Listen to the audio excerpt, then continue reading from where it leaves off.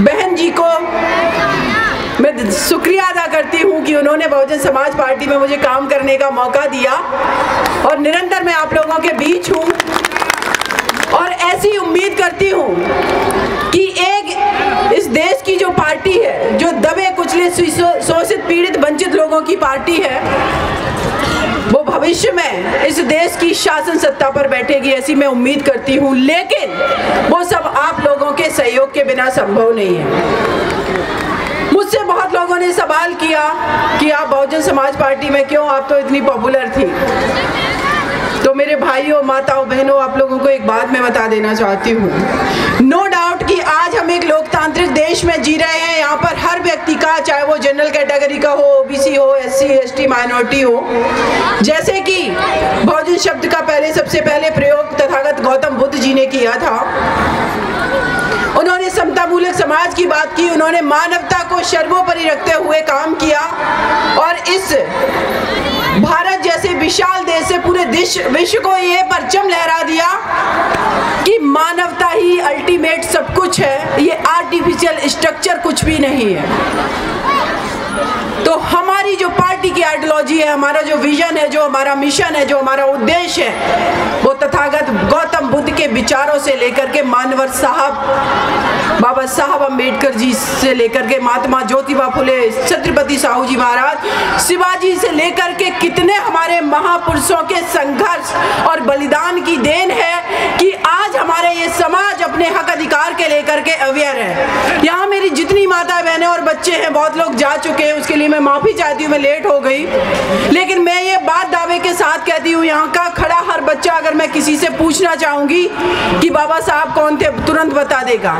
मानवर साहब कौन थे, तुरंत बता देगा। हमारा मिशन क्या है, तुरंत बता देगा। इसके पीछे सिर्फ कारण ये नहीं है कि उन बच्चों को, उन हमारी बच्चियों को, माताओं बहनों को सिर्फ इन्फॉर्मेशन दी गई है, नहीं, ये हमारा मिशन है। और ये मिशन हमारा वो है कि इस देश का एक हिस्सा होने के बावजूद भी हम लोगों को कभी मुख्य धारा से नहीं जुड़ने दिया।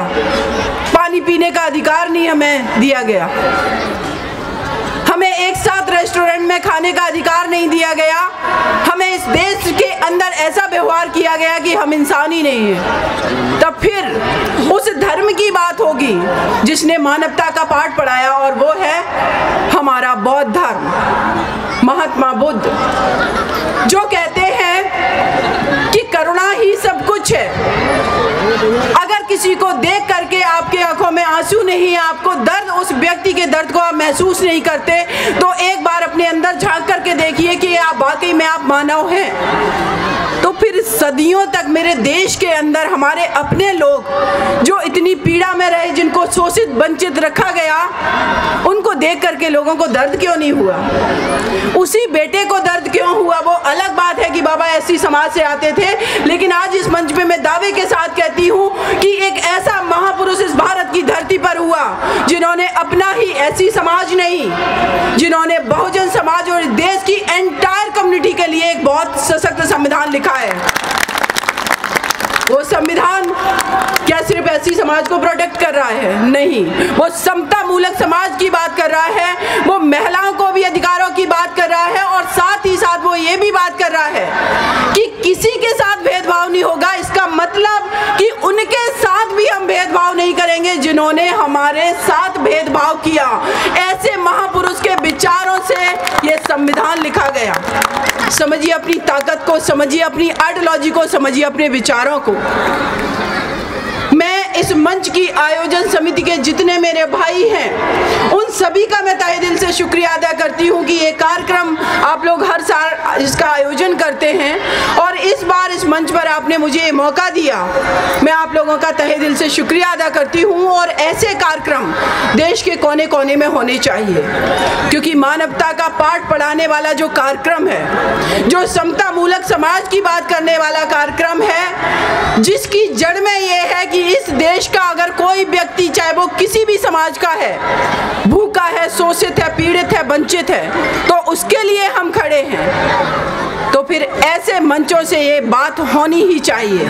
फिर ऐसे समाज को इस देश का क्यों ना करता धरता बना दिया जाए, प्रधानमंत्री बना दिया जाए, मुख्यमंत्री बना दिया जाए, लीडर लीडरशिप दे दी जाए, क्योंकि हम ही तो वो लोग हैं जो भेदभाव नहीं करते हैं, भेदभाव के खिलाफ लड़ते हैं। और जो भेदभाव के खिलाफ लड़ेगा उससे बड़ा कोई राष्ट्रवादी नहीं हो सकता है, क्योंकि भेदभाव बॉर्डर पर नहीं हो रहे हैं, भेदभाव अपने देश के अंदर हो रहे हैं, अपने लोगों को नीचा दिखाने के लिए, तोड़ने के लिए, उनके हक अधिकार को छीनने के लिए हो रहे हैं। तो इस भेदभाव से कमजोर कौन हो रहा है? क्या एक सिर्फ कम्युनिटी कमजोर हो रही है?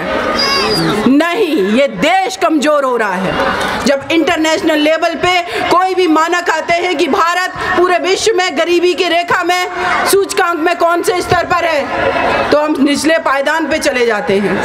पत्रकारिता की क्षेत्र में, लोगों को स्वतंत्रता की क्षेत्र में कौन के नंबर पर हम पायदान में नीचे चले जाते हैं। कई एक सूचकांकों में हम अपने पड़ोसी देश श्रीलंका, बांग्लादेश और पाकिस्तान से भी पीछे हैं।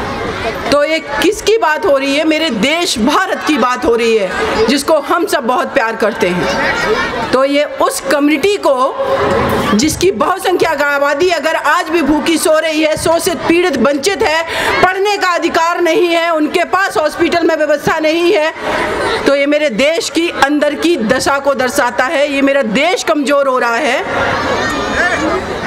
इसीलिए जब बाबा साहब ने संविधान लिखा तो उन्होंने उस संविधान में मौलिक अधिकार दिए। जो प्रीएम्बल लिखी गई प्रस्तावना, जिसमें कहा जाता है कि हम भारत के लोग भारत को एक संपूर्ण, प्रबुद्ध, संपन्न, समाजवादी, पंथ निरपेक्ष, लोकतंत्रात्मक गणराज्य बनाते हैं। हम भारत के लोग, और उन हम भारत के लोगों में इस देश का ब्राह्मण समाज, ओबीसी समाज, दलित समाज, एसटी समाज, महिलाएं, थर्ड जेंडर, हर कोई शामिल है। फिर भेदभाव किसके साथ? बाबा साहब ने वो संविधान लिखा सबको रिप्रेजेंट करते हुए कि पूरे भारत की सारी कम्युनिटी के हक अधिकार इसमें समाहित हैं, और उनकी जो इच्छाएं हैं, उनके जो उद्देश्य हैं, वो सब इसमें समाहित हैं। तो ये हम लोगों को विचार करना है कि हम ऐसे समाज से आते हैं, हम ऐसी पार्टी की आइडियोलॉजी से आते हैं, हमारा मिशन इतना स्ट्रांग है कि विश्व के किसी भी मंच पर हम अपने आप को जस्टिफाई कर सकते हैं। वी आर अ मानवतावादी पार्टी। हमारे पास बुद्ध है, हमारे पास बाबा साहब हैं, हमारे पास महानवर साहब कांसीराम हैं, हमारे पास छत्रपति साहू जी महाराज हैं, जिन्होंने सबसे पहले अपने साम्राज्य के अंदर, अपने राज्य के अंदर 50% रिजर्वेशन दिया था। ये रिजर्वेशन कोई किसी को खैरात में नहीं दिया जाता है, चाहे वो संविधान में दिया गया हो या फिर वो छत्रपति साहू जी महाराज ने दिया हो, या किसी भी एजेंसी में कहीं पर भी अगर उनको रिप्रेजेंटेशन है, तो इसके पीछे उद्देश्य है। छत्रपति साहू जी महाराज से एक उनके प्रधान सचिव थे, उन्होंने सवाल किया कि जिन लोगों को आपने रिजर्वेशन दे दिया है, ये लोग तो इस काबिल ही नहीं है कि काम नहीं कर पा रहे हैं।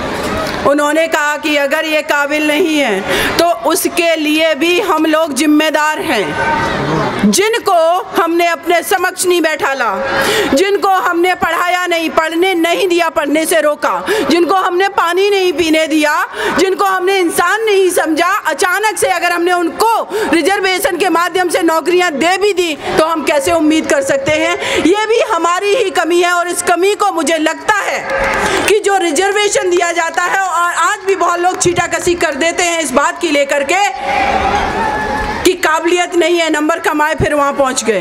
मैं कहती हूं इक्वल लेवल पे उन दोनों बच्चों की, चारों पांचों बच्चों की, जितनी एंटायर कम्युनिटी की मैं बात कर रही हूं, इक्वल माहौल दे दो, एक जैसा वातावरण देख दो, फिर कंपटीशन करवाओ कौन काबिल निकलता है कौन नहीं। आप इक्वलिटी की बात कर रहे हैं, इसका मतलब है कि जहां डिस्क्रिमिनेशन एक्चुअल में है, एजुकेशन में, हेल्थ में, फूड में, हमारे बच्चों को इस देश के अंदर अगर अभी अगर सर्वे करवा लिया जाए, एनीमिक महिलाओं को अगर देख लिया जाए, या जो कुपोषण के बच्चे हैं, आप देख लेना पर्टिकुलर कम्युनिटी के लोग ही निकलेंगे, बच्चे निकलेंगे। क्यों? जिनके पास प्रॉपर न्यूट्रिशंस नहीं है, वो बच्चा कैसे अपने ब्रेन का उस लेवल पे इस्तेमाल करके उतना अच्छा परफॉर्मेंस कर पाएगा।